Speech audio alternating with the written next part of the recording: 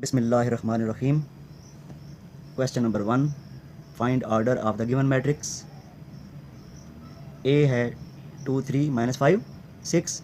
बच्चों यहाँ पे आप देखें तो ये जो दो हैं ये रोज़ कहलाती हैं और ये जो वर्टिकल लाइंस हैं इनको हम क्या कहते हैं, columns.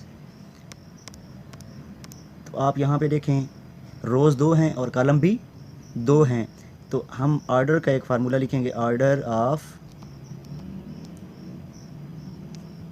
A matrix is row multiplied by column.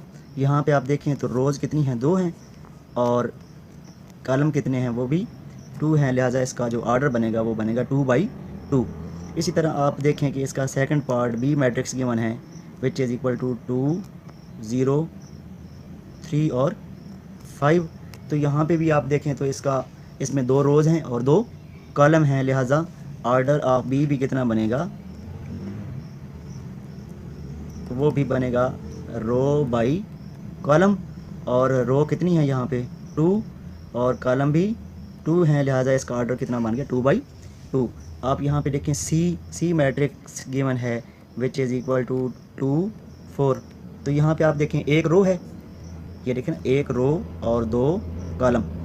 इसका मतलब ये हुआ कि इसका ऑर्डर हमारे पास कितना हुआ, order of C will be equal to row by column. और यहाँ पे रो एक है और कॉलम कितने हैं, दो हैं, लिहाजा इसका ऑर्डर कितना मान गया 1/2।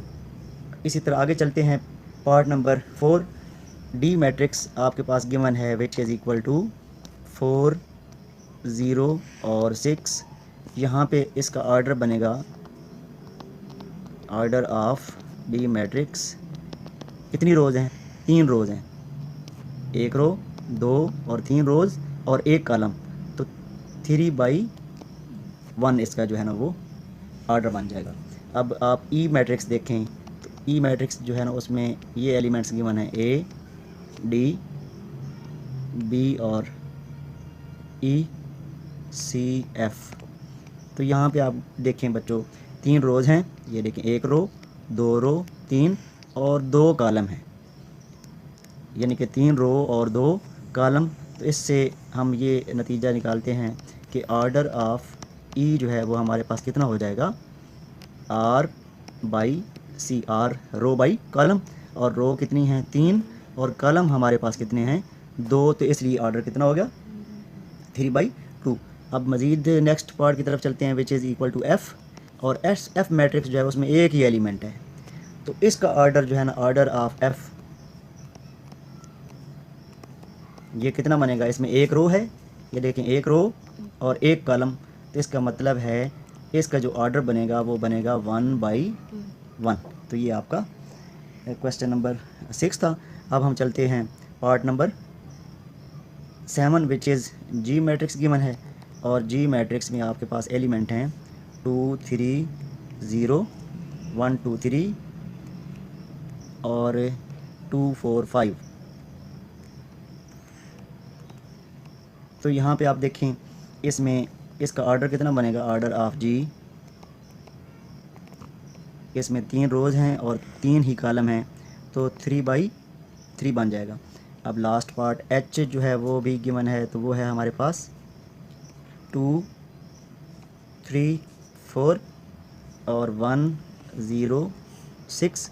इसमें देखें आप 2 रो हैं और 3 कॉलम हैं, लिहाजा इसका ऑर्डर आपके पास कितना बनेगा, order of H will be equal to 2 rows and 3 columns, so its order will be 2/3।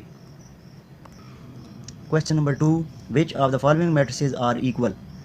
बच्चों ये आपके पास मैट्रिसेस गिवन है, आपने बताने हैं कि इनमें से कौन कौन से इक्वल हैं। इक्वल के लिए 2 शराइत होती हैं, एक तो ये है कि ऑर्डर जो है ना वो दोनों का सेम होना चाहिए, और दूसरा जो है corresponding elements should be equal. Corresponding elements का मतलब ये है कि बच्चों पहले मैट्रिक्स का पहला एलिमेंट और दूसरे का पहला एलिमेंट ये बराबर होना चाहिए, दूसरा दूसरे के बराबर, तीसरा तीसरे के, और चौथा एलिमेंट चौथे के बराबर। अब आप देखें ए जो है ना, ए हमारे पास कितना है 3 है, तो आप मुझे बताएं कि क्या सी कितना है, 5 में से 2 निकालें तो सी भी कितना होता है 3। इसका मतलब क्या हुआ कि दोनों का ऑर्डर 1/1 है और दोनों एलिमेंट हैं भी सेम। तो इससे साबित होता है कि ए किसके बराबर है, सी के। नंबर 2 आप आ जाएं बी पे, 3 5 है और ये 5 3 है, ये कितना है, तो ये आर्डर तो सेम है इनका, लेकिन क्या है 3 5 के बराबर तो नहीं हो सकता और 5 3 के बराबर, इसलिए आर्डर सेम है लेकिन कोरेस्पॉन्डिंग एलिमेंट सेम नहीं है। आप देखें बी को आई के साथ देखें तो ये 3 5 है, तो आई जो है ना उसमें भी 3 5 है, तो इसका मतलब ये हुआ कि बी किसके बराबर आ गया, बी आई के बराबर आ गया। अब आप देखें सी किसके बराबर होगा, सी ऑलरेडी आपने प्रूव कर दिया, सी किसके बराबर, ए के बराबर कह दिया, तो डी 5 3 है। और कोई भी एलिमेंट या कोई भी मैट्रिक्स ऐसा नहीं है जो 5 3 हो, जिसमें 2 एलिमेंट हो, पहला 5 और दूसरा 3 हो, लिहाजा ये किसी के बराबर नहीं है। ई देखें, ई में 4 एलिमेंट हैं 4 0 6 2, एच में भी 4 एलिमेंट हैं 4 0 6 2 और जे में भी 4 एलिमेंट हैं 4 0 6 2। इसका मतलब है ई किसके बराबर हो गया, एच के, और ई किसके बराबर हो गया, जे के, ठीक हो गया ना ये। तो अब आप चलें एफ 2 6 है और आपके पास कोई भी ऐसा मैट्रिक्स है, ये देखें आप एफ को जी के साथ देखें, ये कितना है, 3 में से 1 निकले 2 और 3 जमा 3, तो इसका मतलब है एफ किसके बराबर हो जाएगा, एफ बराबर हो गया जी के। तो एच भी हो चुका है, आई भी हो चुका है और जे भी हो चुका है, इसलिए ये आपका सॉल्यूशन आपने कर लिया। Question number 3 most important question, examination of point of view के लिहाज से बहुत ही अहम क्वेश्चन है। इसमें वो कहता है find the value of A B C D which satisfy the matrix equations. 2 matrix given है और दोनों के दरमियान में बराबर है, और बराबर यानी कि इक्वल मैट्रिक्स वो होते हैं जिनका ऑर्डर भी सेम होता है और करेस्पॉन्डिंग एलिमेंट्स भी सेम होते हैं। इसका मतलब ये है कि पहला एलिमेंट पहले के बराबर, यानी कि ए प्लस सी किसके बराबर आ गया, 0 के, ये आपके पास इक्वेशन नंबर 1। इसी तरह आप कह लें कि a प्लस 2b ये किसके बराबर आ गया, -7 के, ये आपके पास इक्वेशन नंबर 2। c -1 किसके बराबर, 3, इक्वेशन नंबर 3। और 4d -6 आपके पास बराबर हो गया 2d के, ये आपके पास इक्वेशन नंबर 4 बन गई। अब आपने देखना है कि इसमें 1 वेरिएबल वाली इक्वेशन कौन सी है। 1 वेरिएबल वाली 2 इक्वेशनें हैं, एक इसमें सिर्फ c इस्तेमाल हो रहा है और इसमें सिर्फ d इस्तेमाल हो रहा है। तो पहले हम 1 वेरिएबल वाली इक्वेशन को सॉल्व करेंगे। तो कौन सी है 1 वेरिएबल इक्वेशन, 3 और 4। तो हम लिखते हैं फ्रॉम इक्वेशन 3,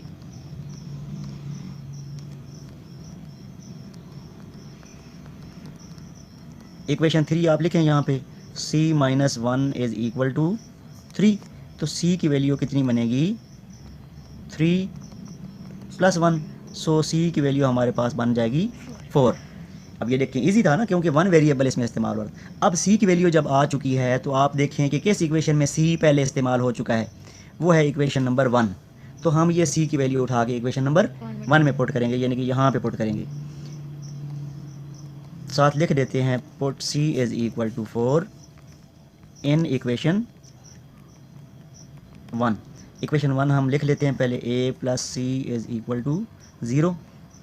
a और c की वैल्यू आ चुकी है कितनी, 4, लिहाजा a की वैल्यू आपके पास कितनी बन गई, -4। अब आप फिर देखें कि कहीं a इस्तेमाल तो नहीं हो रहा किसी इक्वेशन में, तो आप जब इक्वेशन नंबर 2 देखते हैं तो उसमें a मौजूद है, लिहाजा हम यहाँ पे लिखते हैं put a is equal to -4 in equation 2। सबसे पहले इक्वेशन नंबर 2 लिखते हैं, a plus 2b is equal to -7। अब a की वैल्यू हमने पुट की -4 plus 2b is equal to -7। सबसे पहले हम कांस्टेंट को उधर शिफ्ट करें, तो 2b will be equal to -7 + 4, 2b will be equal to -3 और b की वैल्यू यहाँ पे बन गई -3/2। इसको अगर आप पॉइंट में लिखते हैं तो ये बन जाएगा -1.5। ये आपकी इक्वेशन नंबर, ये यानी कि तीसरी वैल्यू आ गई। अब आप चौथी में सिंगल वेरिएबल है तो वो तो आप डायरेक्ट ले सकते हैं, तो आप लिखें फ्रॉम इक्वेशन 4